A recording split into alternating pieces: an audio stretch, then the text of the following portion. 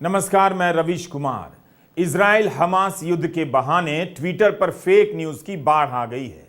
युद्ध के समय आधिकारिक सूचनाएं भी प्रोपेगेंडा का हिस्सा लगने लग जाती हैं और अब तो सोशल मीडिया पर लोग खुद से और सरकार की तरफ से झूठी खबरों का ऐसा तूफान मचा दे रहे हैं कि आम नागरिकों के लिए मुश्किल हो गया है। कैसे पता करें कि कौन सी सूचना सही है? लोग अपनी राजनीतिक मान्यताओं के हिसाब से वीडियो खोजने लग जाते हैं, मिल भी जाता है, मिलते ही सही मान लेते हैं और वायरल कराने लग जाते हैं। हम इस वीडियो में फेक न्यूज़ के अलावा भारत के उन लोगों की भी बात करेंगे जो हिटलर को हीरो मानते हैं और इजराइल को भी। ऐसे लोगों को मेरी सलाह है कि जब इजराइल जाएं तो इजराइल को पता ना चलने दें, क्योंकि वह हिटलर को विलेन मानता है। पिछले कुछ वर्षों से फेक न्यूज़ के खेल में पत्रकार और चैनल भी खुलकर शामिल होने लगे हैं। इसलिए नागरिकों के लिए सही तथ्यों का पता करना मुश्किल हो जाता है। मीडिया से हारकर जब वे व्हाट्सएप ग्रुप में जाते हैं तब वहां अंकिल लोग पहले से संपादक बनकर फेक न्यूज़ के हथगोले लेकर बैठे मिल जाते हैं। चारों तरफ झूठी खबरों का विस्फोट हो रहा है। इस खेल में ताली एक हाथ से नहीं बजती है, दोनों तरफ से बजने लग जाती है। कोई हमास को हीरो या विलन बना रहा है तो कोई इजराइल को हीरो या विलन बना रहा है। फेक न्यूज़ की ऐसी ही एक आंधी इजराइल में 40 बच्चों की मौत की खबर को लेकर चलने लगी। जिस इलाके की यह खबर बताई जा रही थी वहां इजरायली डिफेंस फोर्स अंतर्राष्ट्रीय प्रेस को लेकर गई थी। 10 अक्टूबर को i24 की रिपोर्टर ने अपनी रिपोर्ट में कह दिया कि हमले की सुबह हमास ने इजराइल की सीमा में 40 बच्चों को मौत के घाट उतार दिया। उस रिपोर्ट में रिपोर्टर बिना जांच किए जवानों के बयान को सत्य की तरफ पेश कर रही है। भारत में इसे इंडिया टुडे ने भी चला दिया। उस दिन CNN के रिपोर्टर ने भी बिना पुष्टि के कह दिया कि महिलाओं और बच्चों के सर काटे गए। अपनी जानकारी का कोई स्रोत उन्होंने नहीं दिया।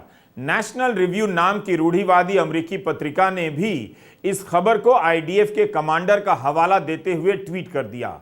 यहां तक कि अमेरिकी कांग्रेस के नेता ने भी इस दावे का प्रचार कर दिया। इसके अलावा कई लाख फॉलोअर वाले ब्लू टिक प्राप्त अकाउंट भी इस बात को सत्य की तरह लिखने लग गए। मगर कुछ घंटे पहले एनाडोलू न्यूज एजेंसी ने इस पर इजरायली सेना का जवाब छापा है। सेना के प्रवक्ता ने एजेंसी से फोन पर कहा है कि हमने यह खबर देखी है, मगर हमारे पास इसकी कोई जानकारी या पुष्टि नहीं है कि हमास ने बच्चों को मारा है। पत्रकार कह रहे हैं कि इस खबर को पहला बढ़ावा सेना से ही मिला। सेना की पुष्टि का भी क्या भरोसा? कई बार सेना भी इस तरह का प्रोपेगेंडा वीडियो ठेल देती है। हमास भी अपनी तरफ से प्रोपेगेंडा कर रहा है, यह विश्वास हासिल करने के लिए कि फिलिस्तीनी हक के लिए केवल वही लड़ रहा है, जबकि ऐसा नहीं है। भारत में इसका अलग ही कैरेक्टर है। यूक्रेन युद्ध से लेकर फ्रांस में हुए दंगों के वीडियो या उसके नाम पर किसी और जगह के वीडियो से भारत में एंटी मुस्लिम नफरत फैलाने की फैक्ट्री चल पड़ती है। हम इस पर भी इस वीडियो में बात करेंगे। यूक्रेन युद्ध के समय भी भारतीय टीवी न्यूज चैनलों ने अपने स्क्रीन पर वीडियो गेम दिखा दिया, ये कहते हुए कि ये युद्ध के हैं। उस समय ऑल्ट न्यूज और बूम फैक्ट चेक ने इस पर रिपोर्ट की थी। 2021 सितंबर में पंजशीर की लड़ाई के दौरान भी इस गेम के वीडियो टीवी चैनलों ने चलाए। यही अब भी हो रहा है। पता चला कि आर्मा 3 सिमुलेटर गेम का वीडियो है।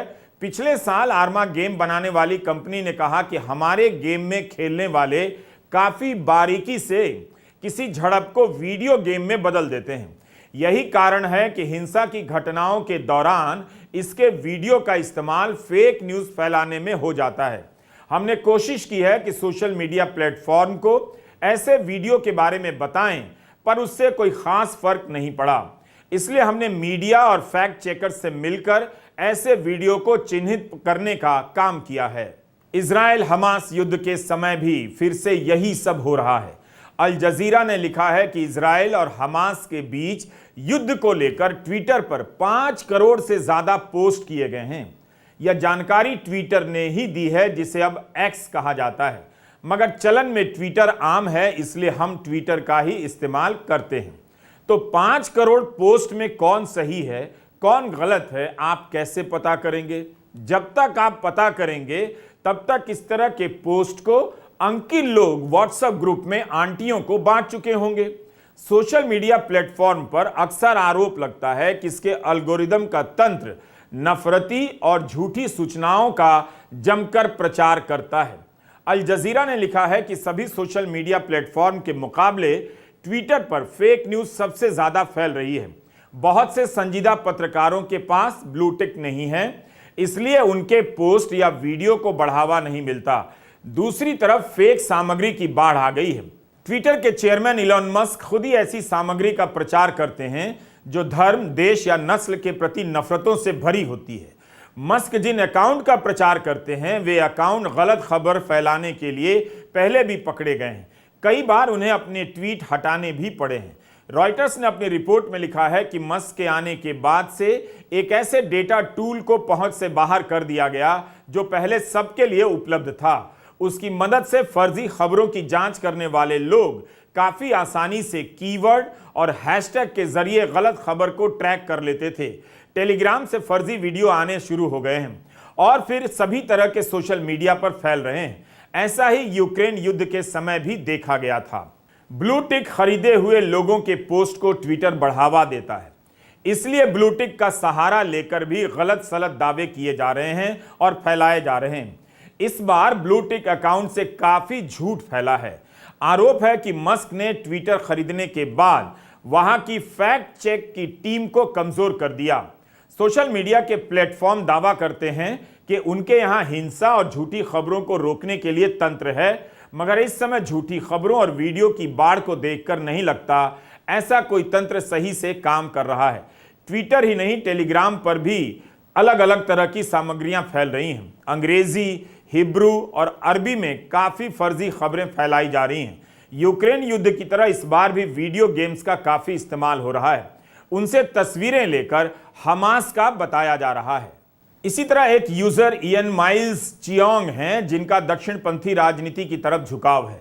ट्विटर पर मस्क और इयन अक्सर एक दूसरे के ट्वीट साझा करते हैं। इयन ने हमला शुरू होने के कुछ घंटों के बाद एक वीडियो पोस्ट किया जिसमें एक घर पर वर्दी पहने कुछ लड़ाके धावा बोल रहे हैं। इयन ने लिख दिया कि हमास घर घर जाकर लोगों पर हमला कर रहा है, शरण लिए हुए महिलाओं और बच्चों को भी नहीं बख्श रहा है। मगर इस पर एक्स कम्युनिटी का स्पष्टीकरण आ गया कि इस वीडियो में हमास नहीं, इजरायली सुरक्षा बल किसी घर पर हमला कर रहे हैं। यह सफाई आ जाने के बाद भी यह वीडियो अभी तक एक्स पर देखा जा सकता है। अब तक इसे 1.25 करोड़ से अधिक लोग देख चुके हैं। इस वीडियो को 13,800 से अधिक बार शेयर किया गया है। शेयर करने वालों में से कई ब्लू टिक वाले अकाउंट हैं। किसी ने अल्जीरिया में पटाखों के वीडियो को इजराइल का बताकर वायरल करा दिया, तो किसी ने फुटबॉल के खिलाड़ी रोनाल्डो को फिलिस्तीन का झंडा पकड़े दिखा दिया। सीरिया गृह युद्ध के 3 साल पुराने वीडियो को अभी का बताकर फैलाया जा रहा है। ब्लू टिक प्राप्त एक्स अकाउंट ने इजिप्ट की सेना के अभ्यास के वीडियो को हमास का हमला बताया। 3 दिन पुराने संगीत कार्यक्रम में भीड़ के वीडियो को हमास के हमले वाले कार्यक्रम के रूप में दिखाया गया। किसी पुराने वीडियो में यहूदियों की पारंपरिक पोशाक पहने हुए कुछ लोग भाग रहे हैं, उसे हमास के हमले से जोड़कर दिखा दिया गया। यूरोपियन यूनियन ने फेक न्यूज को लेकर इलॉन मस्क को चेतावनी भरा पत्र लिखा है। इस पत्र में बताया गया है कि पुरानी छवियों को खास मकसद से फिर से वायरल किया जा रहा है। यूरोपियन यूनियन ने अपने पत्र में यह भी लिखा है कि मस्क इस बात को सुनिश्चित करें कि सूचनाएं सही और सटीक तरीके से जाएं, अगर गलत हैं तो तुरंत पकड़ी जाएं। फैक्ट चेक करने वालों की हालत खराब है। रॉयटर्स ने ऐसी कई खबरों की फैक्ट चेकिंग की है। गार्डियन ने लिखा है कि सोशल मीडिया के 5 में से 1 अकाउंट में हमास के हमले और उसके बाद को लेकर जो बातचीत हो रही है वो फेक है। इजराइल के ही एक फर्म साइब्रा ने गार्डियन अखबार को यह जानकारी दी है। आप भी आने वाली सूचनाओं को संभल कर देखिए। पूछा कीजिए कि वीडियो कब का है, आपको कहां से मिला, किसने रिकॉर्ड किया है, किसी चैनल का है या टिकटॉक से है तो किस अकाउंट से है। इतना सब पूछ लेने भर से वीडियो आगे फैलना रुक जाएगा। बिना जानकारी लिए किसी भी वीडियो को आगे फॉरवर्ड ना करें। जून के महीने में फ्रांस में हिंसा हुई। मार्सेई में एक लाइब्रेरी पर हमले का वीडियो भारत में खूब चलाया गया, यह बताकर कि इस्लामिक ताकतें नालंदा की लाइब्रेरी की तरह आज भी लाइब्रेरी जला रही हैं। इनसे सावधान रहने की जरूरत है। ये सभी भारत के ट्विटर हैंडल हैं। 9 लाख फॉलोअर के इस हैंडल से ट्वीट किया जाता है कि नालंदा में 90 लाख किताबों के जला देने के 830 साल बाद इस्लामवादियों ने फ्रांस के मार्सेई की सबसे बड़ी लाइब्रेरी को जला दिया है। ज्ञान ही सब कुछ है, खलनायक इसे खूब समझता है। इस वीडियो को 30 लाख व्यूज मिले। इस ट्वीट में कहा गया है कि इस्लामिस्ट कट्टरवादियों ने मार्सेई की लाइब्रेरी जला दी। इस घटना से याद आता है कि किस तरह कश्मीर में पैतृक घरों को जला दिया गया। उस घर में भी 5000 किताबें थीं। इस ट्वीट को 7 लाख से अधिक व्यूज मिले। इसी तरह इस हैंडल से ट्वीट किया गया कि 1193 में खिलजी ने नालंदा यूनिवर्सिटी जला दी। 90 लाख किताबें थीं। 2023 में मार्सेई की सबसे बड़ी पब्लिक लाइब्रेरी जला दी गई। इस्लामिक कट्टरपंथी हमेशा ही पढ़ाई लिखाई के केंद्रों को निशाना बनाते हैं। जरूर मार्सेई की लाइब्रेरी पर हमला हुआ था, मगर उसका नुकसान इतना नहीं हुआ कि उसकी तुलना नालंदा की घटना से हो। सवाल है कि भारत ने मार्सेई की लाइब्रेरी के बहाने यह एंगल क्यों फैलाया गया। यहां तो बहुत सी लाइब्रेरी फंड ना होने के कारण बंद हो गई। बनारस में गांधी सर्वोदय स्कूल की इमारत तोड़ दी गई। हजारों की संख्या में किताबें सड़कों पर फेंक दी गईं। तब तो किसी ने इसकी तुलना नालंदा से नहीं की और ना इन लोगों ने ट्विटर पर साझा किया। तो फिर फ्रांस की घटना के बहाने एंटी मुस्लिम एंगल क्यों लाया गया। हमने कई फ्रेंच अखबारों को टटोला और इसके लिए फ्रेंच भाषा के जानकारों से मदद ली। हम यह वीडियो तब नहीं कर पाए, मगर उसकी तैयारी, उस समय की तैयारी आज काम आ रही है। सबसे पहले आप इस मशीन को देखिए। ऑटोमेटिक डॉक्यूमेंट रिटर्न मशीन है। इससे किताबें वापस की जाती हैं। यह मशीन अल्काजार लाइब्रेरी की घटना के दूसरे दिन भी काम कर रही थी। इसे बंद नहीं किया गया था। 28 जून की घटना के 3-4 दिनों के बाद इसका वीडियो बनाया गया। आप देख सकते हैं कि इस मशीन से किताबें वापस की जा रही हैं। आसपास लोग आते जाते दिख रहे हैं, मगर भारत में अफवाह फैलाई गई कि जिस तरह से नालंदा लाइब्रेरी जला दी गई, उसी तरह से कई 100 साल बाद इस्लामिक कट्टरपंथियों ने इसे जला दिया। धर्म का एंगल ठेलने वालों ने झूठा किस्सा गढ़ दिया।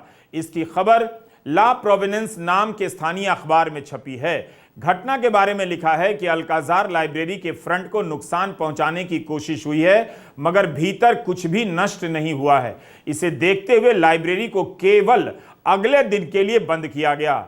ला फिगारो नाम के अखबार ने 30 जून 2023 को लिखा कि मार्सेई के अल्काजार लाइब्रेरी को जलाने का प्रयास हुआ।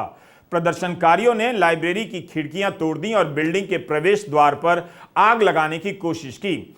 इससे ज्यादा लाइब्रेरी को नुकसान नहीं हुआ। अल्काजार लाइब्रेरी की तरफ से बस एक संदेश जारी किया गया कि शाम की घटना को देखते हुए अल्काजार लाइब्रेरी बंद रहेगी। समझने के लिए शुक्रिया। इलन मस्क भी इस झांसे में आ गए और उन्होंने ट्वीट कर दिया कि लाइब्रेरी जलाना पाप है। लेकिन सच्चाई यह थी कि अल्काजार लाइब्रेरी नहीं जली। लाइब्रेरी केवल एक दिन के लिए बंद हुई। उसकी खिड़कियों के शीशे तोड़े गए, उनकी जगह काठ के बोर्ड लगा दिए गए। 4 जुलाई को ला प्रोविंस अखबार ने लिखा कि लाइब्रेरी खुल गई है। लाइब्रेरी के बाहर 1 दर्जन से ज्यादा लोग अंदर जाने के लिए लाइन में लगे थे। यह उसी वक्त का वीडियो है। अल्काजार लाइब्रेरी को लेकर ग्लोबल लेवल पर झूठ फैलाया गया कि इस्लामिक कट्टरपंथ लाइब्रेरी जला रहे हैं। फ्रांस 24 चैनल ने भी इस झूठ का पर्दाफाश किया।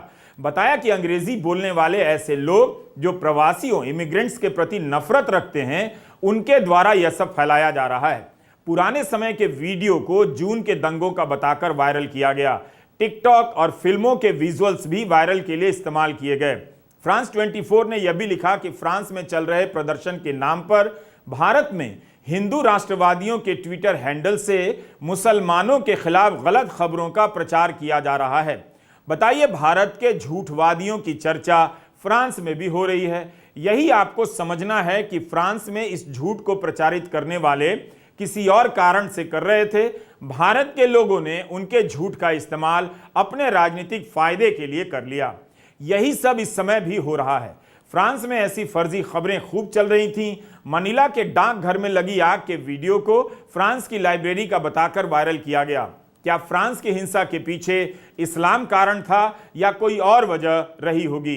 फ्रांस में मुस्लिम आबादी की संख्या मात्र 10% है। वहां मांग होती है कि नस्ल के आधार पर सर्वे हो ताकि भेदभाव की असली स्वरूप तस्वीर सामने आ जाए।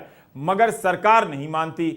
आप इसकी तुलना भारत में जाति के सर्वे की मांग से कर सकते हैं। हुआ यह कि फ्रांस की पुलिस ने जिस युवा नाहेल मर्जौक को गोली मारी वह अल्जीरियाई मूल का था, मगर उसकी पैदाइश फ्रांस में हुई थी। चूंकि वह उपनिवेशिक मूल का था, इस कारण पुलिस ने उसे गोली मार दी। जब लोगों ने यह वीडियो देखा तब फ्रांस के भीतर गुस्सा भड़क गया, आग लग गई। इस हिंसा में केवल अल्जीरियाई मूल के लोग ही शामिल नहीं थे, फ्रांसीसी लोग भी थे जिनके मन में पुलिस को लेकर अलग अलग कारणों से गुस्सा रहता है। हम पुलिस की भूमिका पर किसी और वीडियो में विस्तार से बात करेंगे, लेकिन फ्रांस में जब से दक्षिणपंथी राजनीति का विस्तार हो रहा है, पहचान की राजनीति के बहाने इस तरह की हिंसा को बढ़ावा दिया जाता है। तो घटना कहीं भी हो, युद्ध हो या हिंसक प्रदर्शन हो, भारत में इसके वीडियो का खास तरह से इस्तेमाल होता है। आप मुसलमान से नफरत करते रहें या कहने वाले इन वीडियो के सहारे खुद को सही ठहराने लग जाते हैं कि उन्होंने सही कहा था। अब देखिए, फ्रांस में भी हो रहा है, अमेरिका और इजराइल में भी हो रहा है। मतलब आप कुछ भी कर लें, हर सही खबर पर 10 फर्जी खबरें आपके आसपास घूम रही हैं। इजराइल और हमास को लेकर अनगिनत फेक न्यूज फैला दिए गए हैं। ऑल्ट न्यूज के फैक्ट चेकर जुबैर के हैंडल पर ऐसे तमाम पोस्ट की पोल खोली गई है। सभी जल्दी में हैं, खुद को सही साबित करने के लिए फेक न्यूज पर तुरंत प्रतिक्रिया देना चाहते हैं। इस होड़ के कारण भी फेक न्यूज तेजी से फैलता जाता है। बीबीसी के नाम से फर्जी अकाउंट खोलकर ट्वीट किया गया कि नेतन्याहू को अस्पताल ले जाना पड़ा। सीरिया के पुराने वीडियो को भी अभी का बताकर चलाया जा रहा है। इस अकाउंट को निलंबित कर दिया गया है। यह सच है कि हमास ने महिलाओं और बच्चों को अगवा किया है, मगर 1 महीने पुराना वीडियो जिसमें एक व्यक्ति अरबी में किसी बच्चे से उसके घर और माता पिता के बारे में पूछ रहा है, उसे हमास द्वारा अगवा किए गए बच्चे का वीडियो बताया गया, जो कि गलत है। अब आते हैं भारत के उन लालों पर जो ट्विटर पर लिख रहे हैं कि इजराइल की सेना में भर्ती होना चाहते हैं। इनके हैंडल को देखकर लगता है कि ये अपनी पॉलिटिक्स को लेकर काफी कंफ्यूज हैं। ऐसे लोगों से अपील है कि इजराइल की सेना में भर्ती होने का मौका मिल भी जाए तो अपने ट्विटर हैंडल से हिटलर के समर्थन वाली सारी पोस्ट हटा दें, वरना मोर्चे पर भेजे जाने से पहले उन्हें मुर्गा बना दिया जाएगा। भारत में इजराइल हमास युद्ध से फेक न्यूज के अलावा राष्ट्रभक्ति का फेक वर्जन भी देखने को मिल रहा है। हमें एक ट्वीट मिला जो काफी दिलचस्प लगा।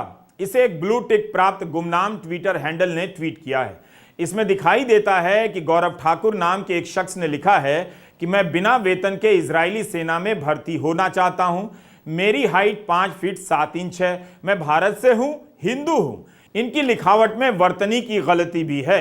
जब इसको ट्विटर और फेसबुक पर कॉपी करके सर्च किया गया तो पाया गया कि भारत में मौजूद इजरायली देशभक्तों में यह ट्वीट काफी मशहूर है। हूबहू इसी गलती के साथ यही पोस्ट हमें अन्य अकाउंट्स पर भी मिला है। यही नहीं, हमास के हमले से महीनों पहले अप्रैल 2023 में भी एक अकाउंट पर हमें यही ट्वीट मिला और यही पोस्ट हमें मई 2021 में मिला। हमास के हमले से 2.5 साल पहले।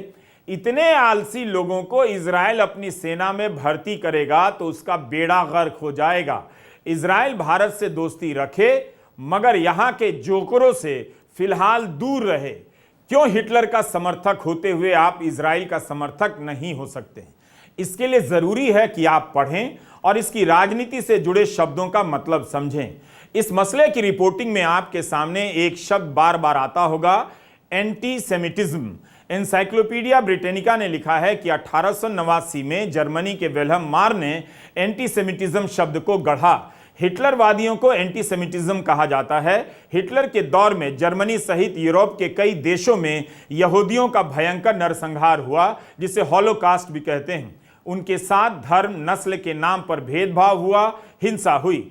उसके बाद से यूरोप के कई देशों में कानून बना दिया गया कि आप किसी यहूदी का धर्म या नस्ल के नाम पर मजाक नहीं उड़ा सकते, गाली नहीं दे सकते, यह अपराध है।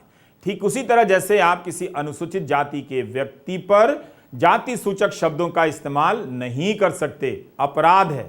तो एंटीसेमिटिज्म का मतलब भी ध्यान में रखिए।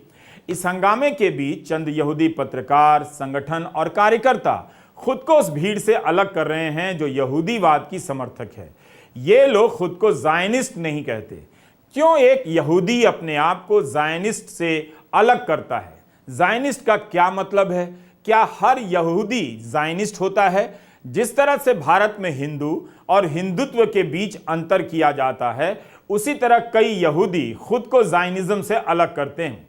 ज़ायनिज्म धर्म के आधार पर राजनीतिक अस्तित्व की बात करता है, जैसे हिंदुत्व करता है। ज़ायनिस्ट भी अपनी वैधता मिथकों से हासिल करता है, मिथकों को इतिहास मानता है। जिस तरह से भारत में सभी लोग हिंदुत्ववादी नहीं हैं, उसी तरह इजराइल और दुनिया के सभी यहूदी ज़ायनिज्म की विचारधारा से सहमत नहीं हैं। जूइश वर्चुअल लाइब्रेरी में ज़ायनिज्म के बारे में बताया गया है कि 1890 से यह शब्द प्रचलन में है। इसकी व्यापक परिभाषा को इस तरह समझा जा सकता है कि अपनी मातृभूमि यानी इजराइल की जमीन पर वापस बसने का यहूदी लोगों का एक आंदोलन था। इसकी मांग में इजराइल में यहूदी संप्रभुता भी शामिल थी। 1948 में इजराइल के गठन के बाद ज़ायनिस्ट मूवमेंट में इजराइल के विकास और सुरक्षा का मुद्दा प्रमुख बन गया। मगर हर यहूदी ज़ायनिस्ट नहीं है।